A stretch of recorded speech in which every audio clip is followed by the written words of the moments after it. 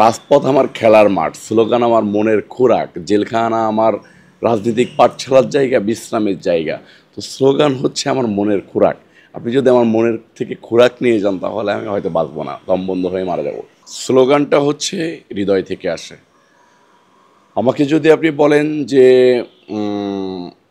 আপনার রাজপথ থেকে যদি স্লোগান কেড়ে নেওয়া হয় তাহলে আপনি কি করবেন, আমি বলবো যে আমি দম বন্ধ হয়ে মারা যাব।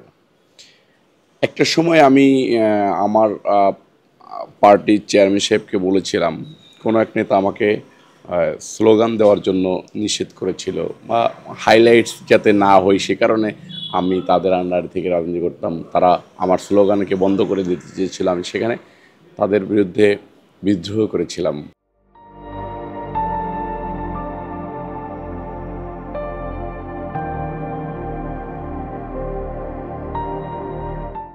বলেছিলাম যে না, রাজপথ আমার খেলার মাঠ, স্লোগান আমার মনের খোরাক, জেলখানা আমার রাজনৈতিক পাঠশালার জায়গা, বিশ্রামের জায়গা। তো স্লোগান হচ্ছে আমার মনের খোরাক। আপনি যদি আমার মনের থেকে খোরাক নিয়ে যান তাহলে আমি হয়তো বাঁচবো না, দম বন্ধ হয়ে মারা যাব। স্লোগানগুলো তৈরি হয় আসলে ভিতর থেকে। বিপ্লবীরাই স্লোগান নিয়ে সামনে এগিয়ে আসে। রাজপথে জানান দেওয়াটা হচ্ছে মারামারি না, রাজপথে জানানটা দেওয়া হচ্ছে যে স্লোগানের মধ্য দিয়ে নেতাকর্মীদেরকে উৎসাহিত করা, স্লোগানের কম্পনে কম্পনে রাজপথকে অলঙ্কিত করা, এটা হচ্ছে স্লোগানের ধারা।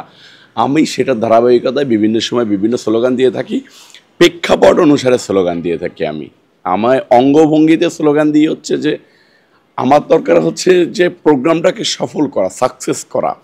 আমার নেতাকর্মীরা কোন মডিফে কখন বেখেয়ালি না হয়ে প্রোগ্রামের দিক খেয়ালি থাকবে, সেটার ধারাবাহিকতায় আমার বিভিন্ন সময় বিভিন্ন রকম করে অঙ্গভঙ্গিতে স্লোগান দেওয়া।